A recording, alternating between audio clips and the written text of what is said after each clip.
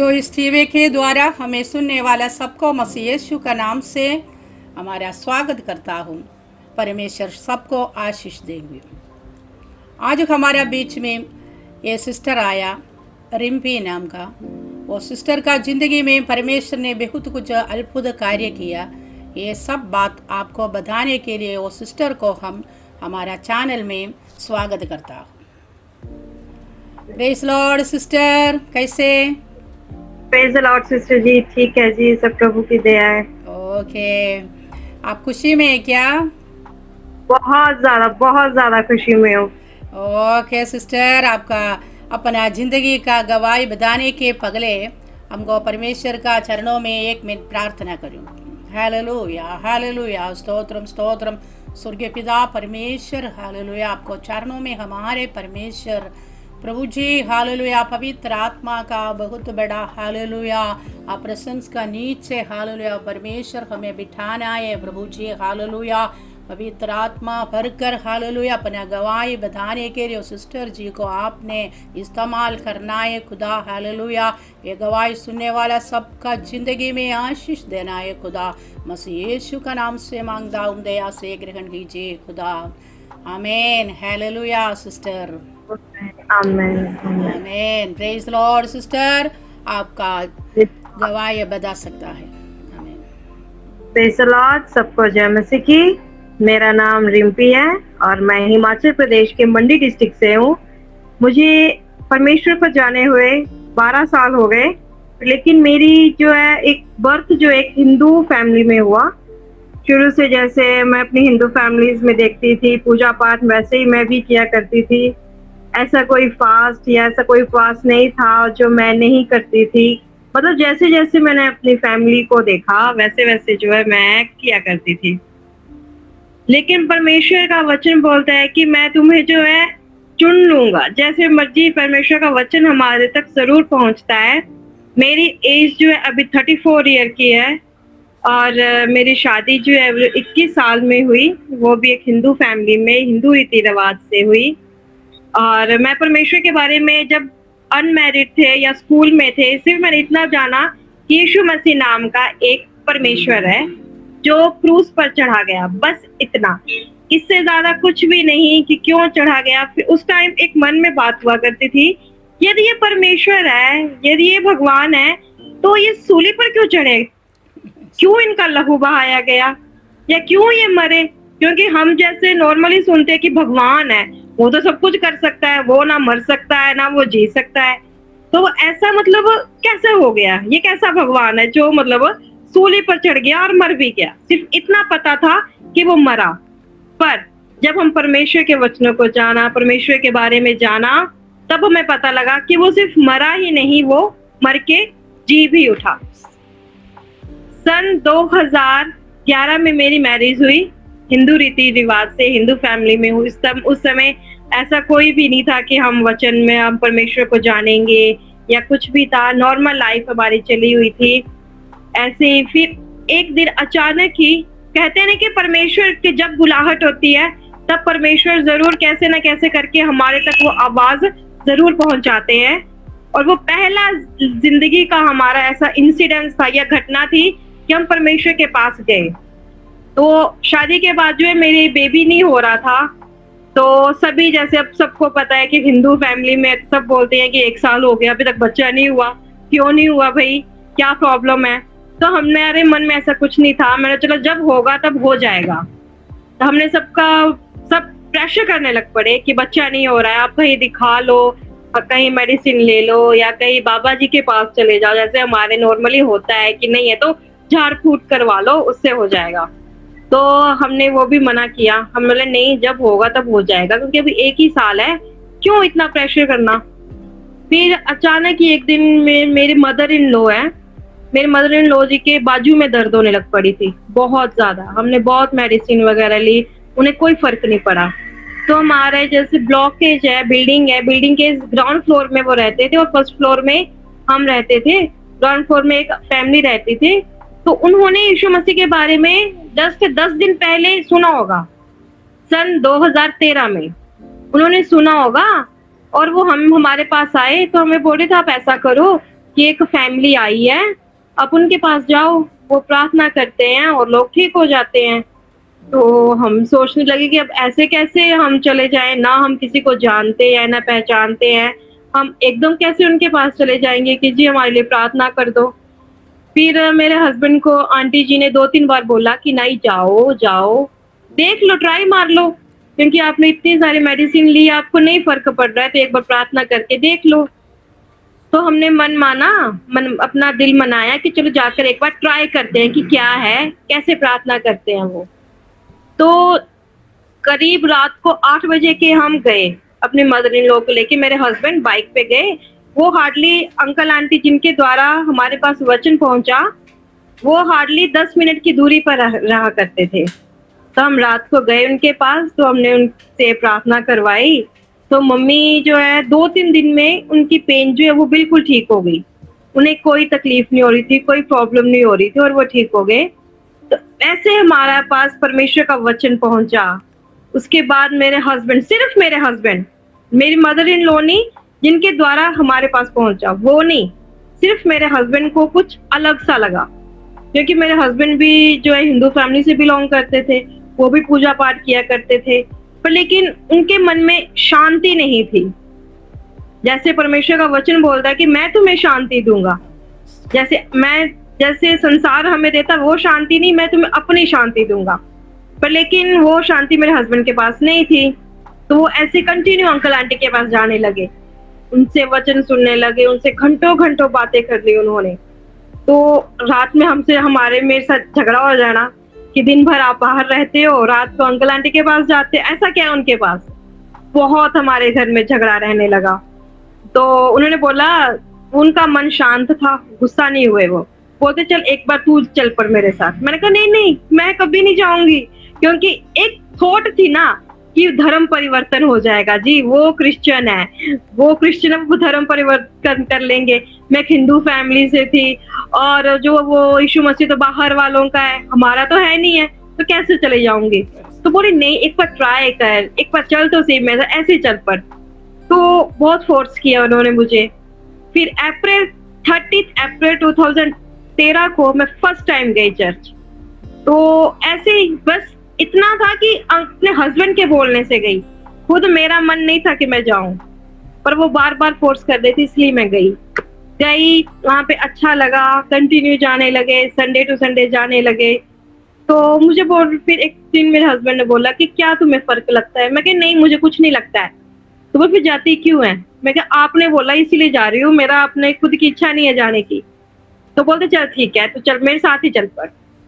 फिर एक बार रात को ऐसा इंसिडेंस हुआ कि मेरे हस्बैंड, मैं और मेरा बेबी, उस टाइम मतलब 2012 में मेरा बेबी हुआ और परमेश्वर ने जो मुझे एक बेबी बॉय से आशीष दी। तो हम रात को अकेले थे, तो रात को एकदम से मेरा बेबी जो है रात को करीब 12:30 बजे रोने लग पड़ा। खिड़की की तरफ देख के बहुत ऊंची ऊंची रोने लग पड़ा। फिर हम परेशान हो गए कि हम घर पे अकेले हैं। फिर मेरा एकदम से माइंड घूम गया। मैंने कहा यार, मैं दूसरे चर्च में गई थी, मैं दूसरे परमेश्वर के पास गई थी, शायद मेरी भगवान ने मुझे दर्द दिया, मुझे दुख दिया, मुझे प्रॉब्लम दी। तो मैंने एकदम से मैंने कहा नहीं नहीं, अब नहीं मैं जाऊंगी, हे भगवान तू मेरे बच्चे को ठीक कर दे, अब मैं चर्च कभी नहीं जाऊंगी। तो मैंने अपने हस्बैंड को बोला नहीं नहीं, देखा मेरे भगवान ने मुझे दंड दिया कि तू चर्च गई, तू मुझे छोड़ के दूसरे परमेश्वर के पास गई, इसलिए मैं तेरे बच्चे को दुख दे रहा हूँ। मेरे हस्बैंड बोल रहे ऐसा कुछ नहीं है, तू क्यों टेंशन ले रही है। मैं कहा नहीं नहीं, ये बहुत ज्यादा रो रहा है। फिर मेरे हस्बैंड ने भजन संहिता 91, परमेश्वर हमारा रक्षक, मुझे बोला तो ऐसा कर, तू ये भजन संहिता पढ़। मैंने कहा नहीं नहीं, मैं ये बाइबल को पकड़ूंगी भी नहीं, मैं बिल्कुल नहीं पकड़ूंगी। ये तो भगवान ने मुझे मतलब एक चेतावनी दी कि तू अगर दोबारा जाएगी तो मैं तेरे बच्चे को नुकसान पहुंचाऊंगा। तो बोले देख, मैं हूँ, मेरा परमेश्वर है, तो ऐसा कर, सिर्फ भजन संहिता 91 पढ़। अगर बच्चा नहीं सोया तो मैं भी नहीं जाऊंगा तेरे साथ। मैंने कहा प्रॉमिस। बोलते हाँ प्रॉमिस।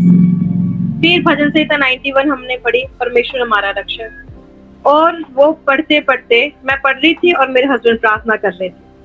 वो पढ़ते पढ़ते परमेश्वर की ऐसा अनुग्रह हुआ कि मेरा बच्चा 10 मिनट में सो गया, रिलैक्स होके सो गया, उसको कोई प्रॉब्लम नहीं, वो दोबारा उठा भी नहीं, रोया भी नहीं।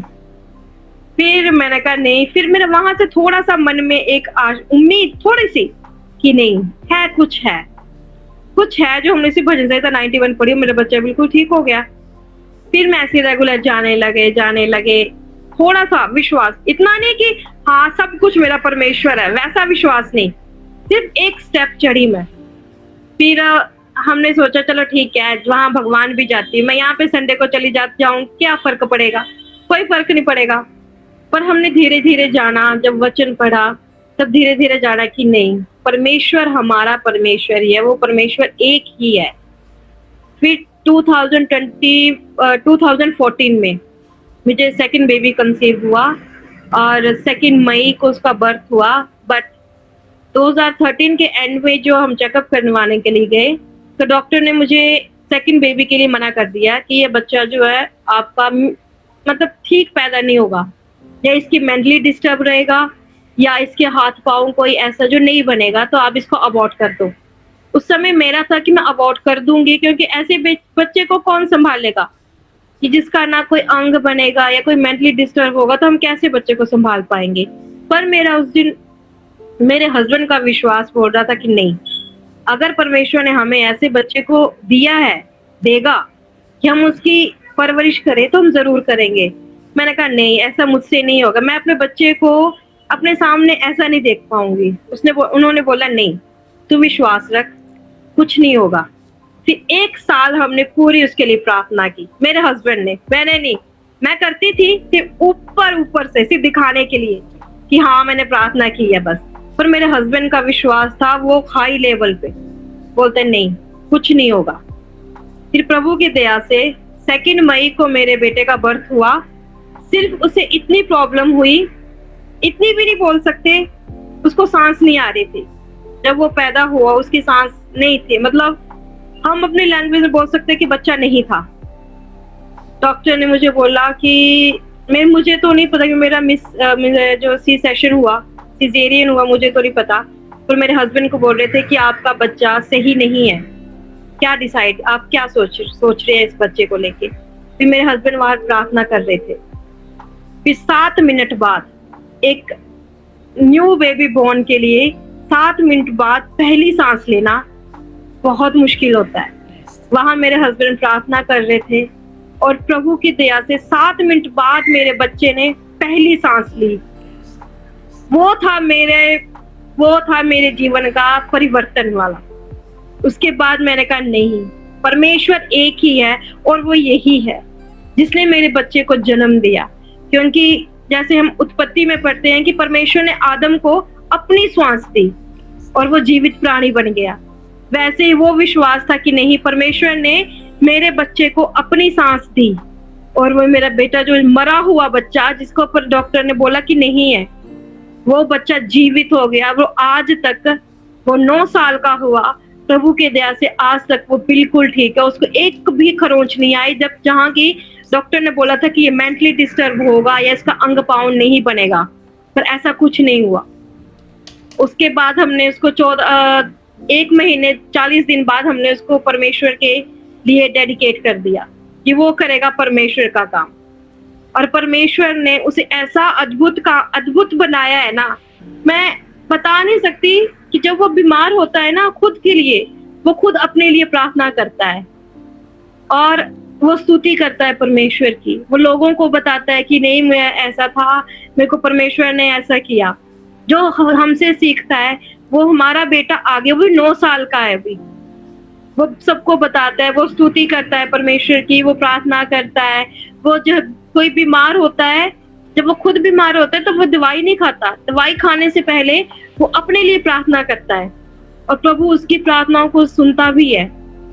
और परमेश्वर ने उसको इतनी आशीष दी है कि वो 9 साल का होके भी बहुत बड़े बड़े मतलब काम करता है। वो था परमेश्वर का हमारे जीवन में पहला चमत्कार, पहला अद्भुत काम, जो परमेश्वर का वचन बोलता है कि असंभव को संभव करने वाला हमारा परमेश्वर है। और वो कार्य परमेश्वर ने हमारे जीवन में किया और वो बेटा आज बिल्कुल ठीक है। और उसके बाद जो है हमारा ऐसे जीवन चला। फिर जब वो 6 महीने का हुआ, तब परमेश्वर ने मुझे एक पहला दर्शन दिया पहली बार जब मैं परमेश्वर में बिल्कुल बढ़ गई कि नहीं अब यही है, अब मैं सब कुछ अपना परमेश्वर को दे दूंगी, तो परमेश्वर ने मुझे पहली बार दर्शन दिया और उस दर्शन में परमेश्वर ने मुझसे बातचीत की, मुझे बताया कि मैंने तुम्हें क्यों चुना है, मुझे बताया परमेश्वर मेरे द्वारा क्या काम करना चाहते हैं।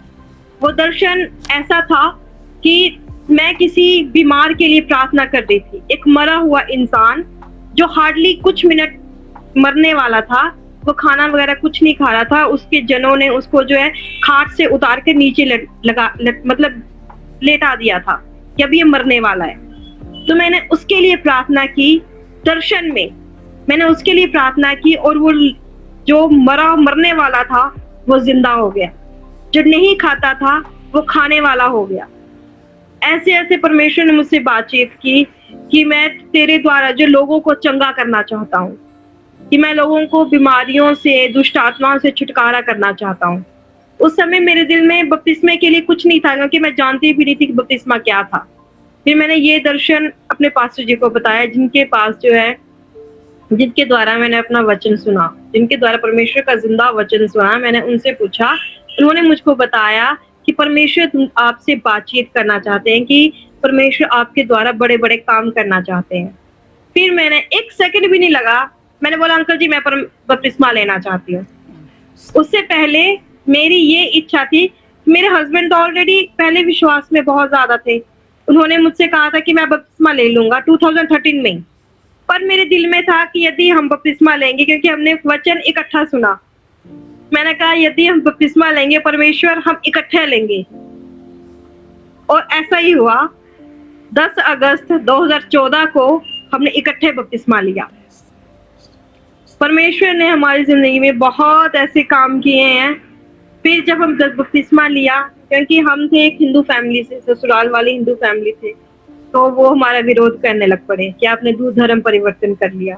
क्योंकि मेरे जो फादर इन लॉ हैं वो यहाँ के हिंदू के जो एक सभा होती है उसके प्रेसिडेंट थे, तो वो बोल रहे थे कि यदि मैं प्रेसिडेंट हूँ तो लोगों को पता चला कि आपके बेटे तो धर्म परिवर्तन कर लिया, तो हमारे घर में विरोध होने लगा हमारा, हमसे बातचीत नहीं करनी, हमसे मेरे हाथों का खाना नहीं खाना, हमें संडे चर्च जाने के लिए रोकना।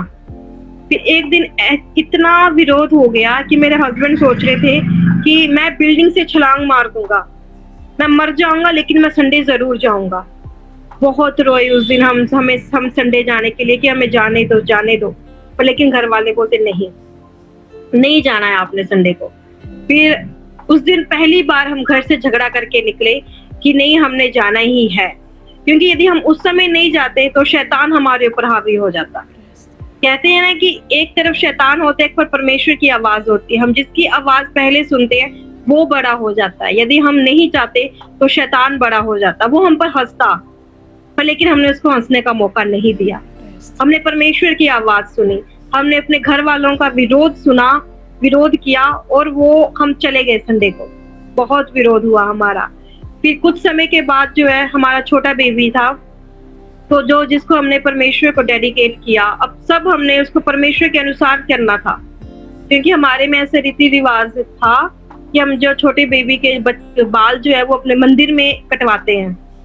वो भी बात उठी, वो भी 3-4 महीने हमारे घर पे बात उठी। हमने कहा नहीं, मेरे हस्बैंड ने कहा नहीं, जो मर्जी हो जाए मैं अपने बच्चे के बाल नहीं कटवाऊंगा। तो हम थे तो हम जॉइंट फैमिली में रहते थे, हम सोच रहे थे कैसे ये सब कुछ हम हैंडल कर पाएंगे, लेकिन परमेश्वर बोलता है कि मैं तुम्हारे अंग संग रहूंगा। परमेश्वर ने हमारी उसमें भी सहायता मदद की। फिर हमने एक डिसाइड कर लिया कि हम संडे को बाल इसके कटवा देंगे, बाहर से कटवा के आएंगे। हमने घर पे सुबह हमने बोला कि हम आज इसके बाल कटवा देंगे, एक बार्बर से बाल कटवा देंगे इसके। बोलते नहीं, ये नहीं होगा, आपने धर्म परिवर्तन किया, आपने बपतिस्मा लिया, हमने कुछ नहीं बोला, लेकिन इस बच्चे के बाल जो हमारे मंदिर में ही कटवाए जाएंगे। हमने कहा नहीं, ये इसके बाल नहीं कटेंगे। तो हमने संडे को उसके बाहर से बार्बर से बाल कटवा के घर आ गए, और उस दिन कोई हमसे बातचीत नहीं कर रहा था, ना हमारे हाथों से इसने खाना खाना। हम जब उनसे बातचीत करते थे वो हमसे बोलते चले जाओ, निकल जाओ इस घर से, आपने हमारी बात नहीं मानी, हम कैसे आपसे बात कर ले।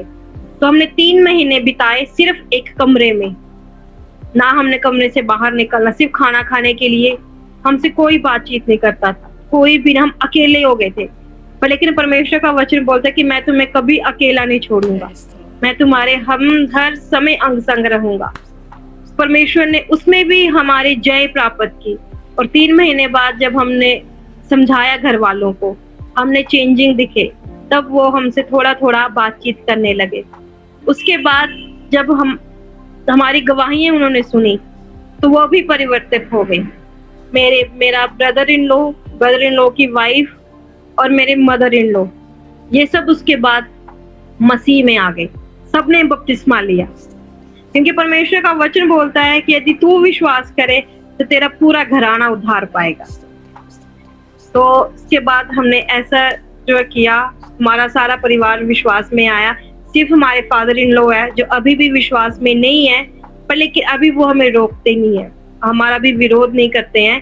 क्योंकि संडे को हमारे भी चर्च जो हमारे घर पे लगता है, तो अभी विरोध नहीं करते हैं।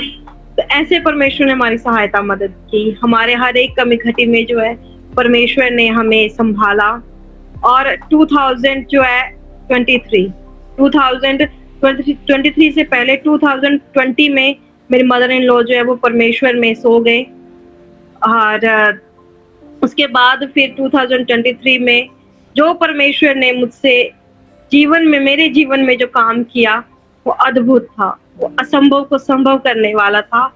क्योंकि 2023 जून में जो है मुझे कैंसर हुआ, 2nd स्टेज का सर्विक्स कैंसर है जिसको बोलते हैं हम, तो यूट्रस का कैंसर हुआ।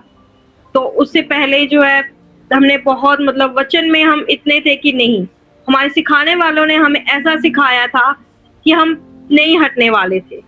और मुसीबत कोई प्रॉब्लम आए तो वो सब परमेश्वर की मर्जी से होते हैं।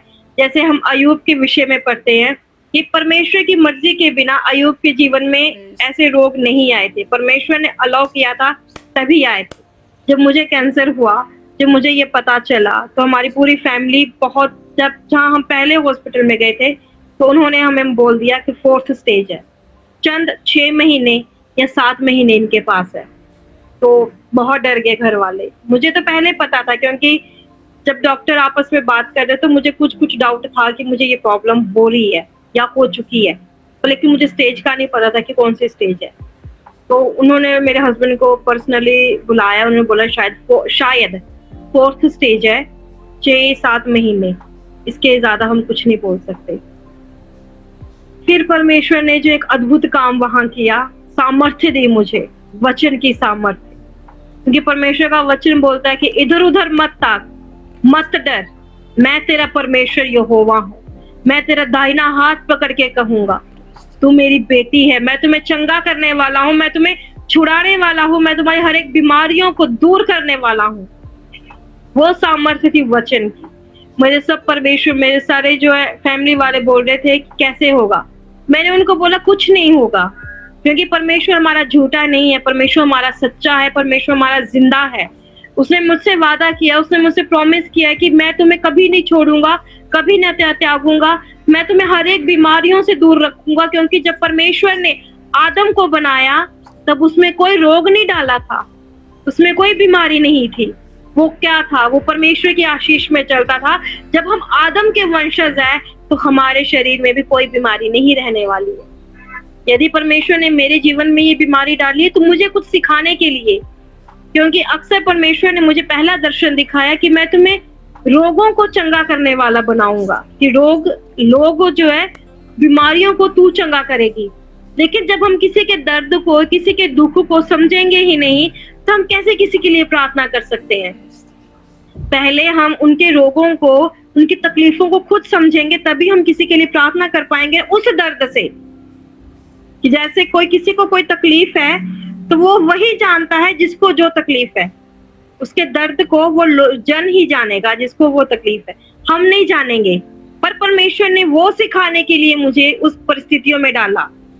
ये कैंसर का रोगी कैसा होता है, वो किस तकलीफों से गुजरता है, ये एक बड़ी बड़ी बीमारियां जो होती हैं वो किस तकलीफों से वो लोग गुजरते हैं, वो मुझे परमेश्वर ने वहां हॉस्पिटल में दिखाया।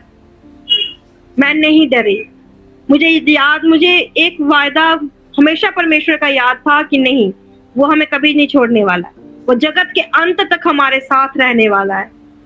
वो उसी प्रॉमिस को मैं पकड़ के गई हॉस्पिटल में। 22 जून 2023 में मैं कैंसर हॉस्पिटल में एडमिट हुई। मेरा ब्लड, आप यकीन नहीं करोगे, मेरा ब्लड 2.5 ग्राम था, सिर्फ 2.5। और मैं घर का पूरा काम करती थी। डॉक्टर बोलते थे तू 2.5 ग्राम खून में जिंदा कैसे है, क्योंकि 4 ग्राम खून में तो लोग बिस्तर पे हो जाते हैं, तो 2.5 ग्राम में चल के इतनी दूर कैसे आई। ये था परमेश्वर की मर्जी, परमेश्वर की इच्छा, परमेश्वर का अद्भुत काम कि मैं 2.5 ग्राम खून में यहाँ से 400 किलोमीटर दूर मैं सफर करके हॉस्पिटल गई। डॉक्टर ने बोला अगर तू एक दिन नहीं आती तो मर जाती। मैंने कहा नहीं, परमेश्वर मेरा जिंदा है, वो मुझे जिंदा रखने वाला है, जो मुझे 2.5 ग्राम खून में भी जिंदा रखता है। वो था कि 2.5 ग्राम से मेरा आज ब्लड जो 10 ग्राम हुआ। पर लेकिन परमेश्वर, मेरी कीमो हुई, मेरी 5 कीमो हुई, 28 रेडिएशंस हुई। लेकिन जैसे मैंने सुना, एक वायदा तो परमेश्वर पर यकीन था, पर लेकिन जो मन होता है ना, वो बहुत ज्यादा चंचल होता है। मैं डर था, छोड़ा था, डर था कि यदि मैं कीमो करवाऊंगी, रेडिएशन करवाऊंगी, मेरे बाल चले जाएंगे, मेरे को वीकनेस होगी, या मेरे को कोई और साइड इफेक्ट ना हो। एक लड़ाई थी आपस में, वचनों मतलब विचारों की लड़ाई थी। लेकिन फिर भी परमेश्वर ने मुझे वहां बहुत मदद की। मुझे मेरे बाल 1% भी नहीं झड़े। 5 कीमो हुई, 5। जब मेरी पहली कीमो हुई, मैं अपने बाल ऐसे खींच के देखती थी कहीं निकल तो नहीं रहे, कहीं कुछ हुआ तो नहीं। लेकिन परमेश्वर का वचन है ना कि मैंने तेरे बालों को भी काउंट कर करके रखा हुआ है कि कौन सा बाल तेरा किस दिन गिरा था, मुझे वो भी याद है। मेरा वो डर भी परमेश्वर ने दूर किया। आज मेरा बाल देखो, बिल्कुल नहीं झड़े मेरे, कोई वीकनेस नहीं, कोई कमजोरी नहीं। कहते हैं कि रेडिएशंस के बाद जो वीकनेस होती है, खाना खाने को मन नहीं करता है, शरीर जो है वो एकदम सुस्त हो जाता है, मेरा नहीं था। मुझे वहां डॉक्टर बोलते थे बीमार कौन है, पेशेंट कौन है आप में से। मैं ऐसी थी बिल्कुल। वहां भी परमेश्वर ने मुझको बहुत संभाल के रखा। और उससे भी बढ़कर था कि मैंने वहां लोगों के लिए प्रार्थना किया। जो लोग, मुझे वहां बहुत से लोग मिले जो विश्वासी थे या जो नए नए विश्वास में थे, तो मैंने उनको वचन सुनाया, वचन सिखाया, स्ट्रॉन्ग किया। तो ऐसा परमेश्वर ने 2 महीने, सिर्फ 2 महीने मैं हॉस्पिटल रही, और 2 महीने के बाद डॉक्टर ने मुझे कैंसर फ्री किया, वो भी परमेश्वर की मर्जी से।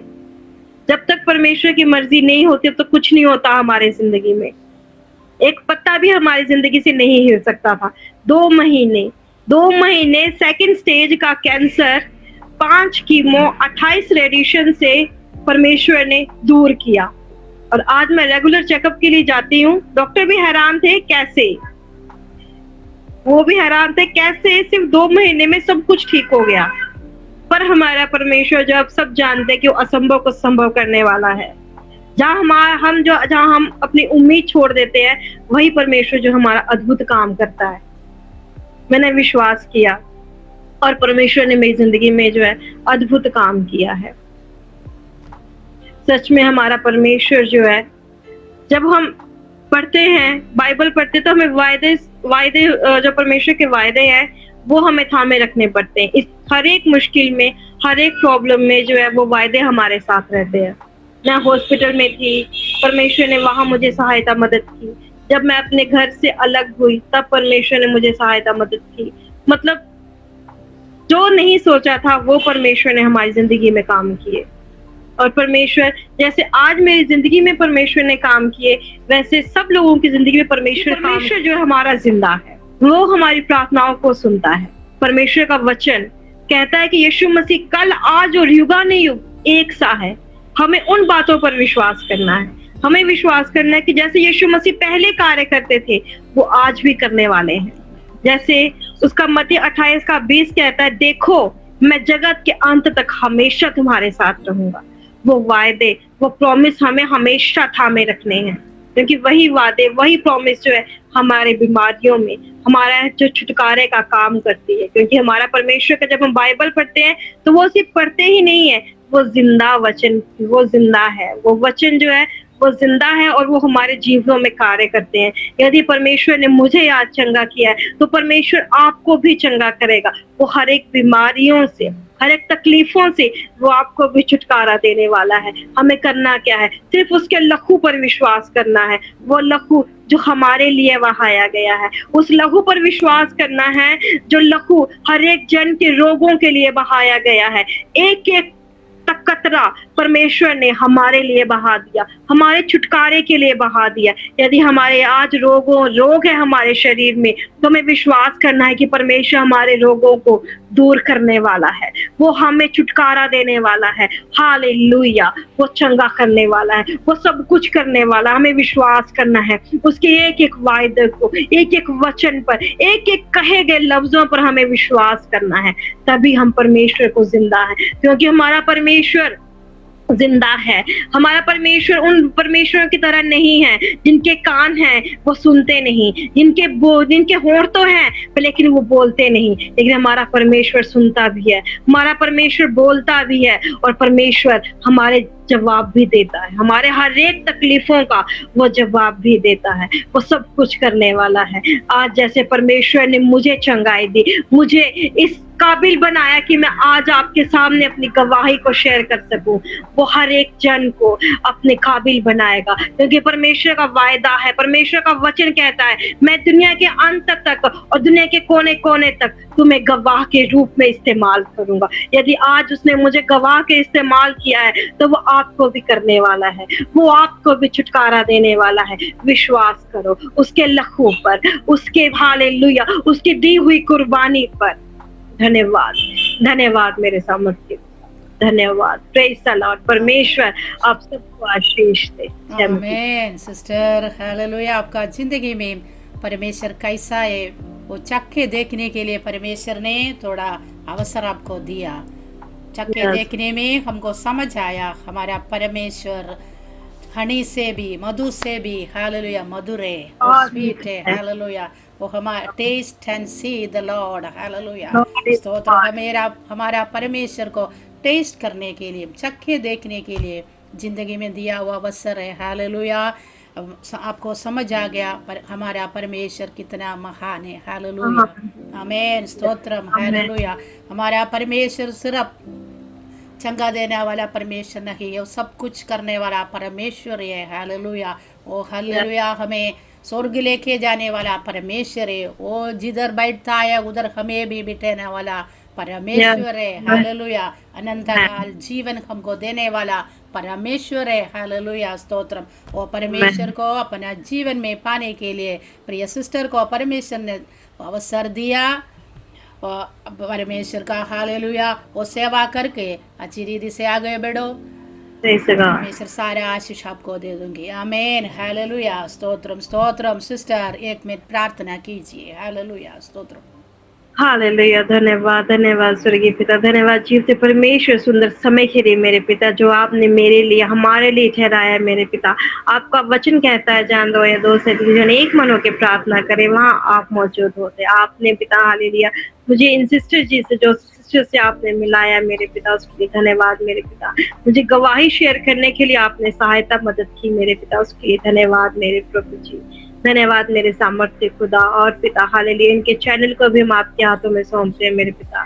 जो भी जन मेरे पिता अपनी गवाहियों को यहाँ शेयर करे मेरे पिता, और जीवन में हालेलुया परिवर्तन होने का कारण होने पाए मेरे पिता। और लोगों के लिए मेरे सामर्थ्य खुदा एक गवाही के रूप में हर एक जन आगे आने पाए मेरे सामर्थ्य खुदा। आपने मुझे मेरे पिता सहायता मदद की मेरे पिता, उसके लिए धन्यवाद। ये अवसर दिया मेरे पिता, के लिए धन्यवाद मेरे सामर्थ्य खुदा। धन्यवाद मेरे पिता, आपने हमारी प्रार्थनाओं को सुना है मेरे सामर्थ्य खुदा। धन्यवाद मेरे पिता। सारी आदर महिमा तेरे नाम को देते हुए प्रार्थना यीशु मसीह के नाम से मांगते हैं प्रभु जी, आमीन, आमीन, आमीन। सिस्टर धन्यवाद, God bless you. Okay sister.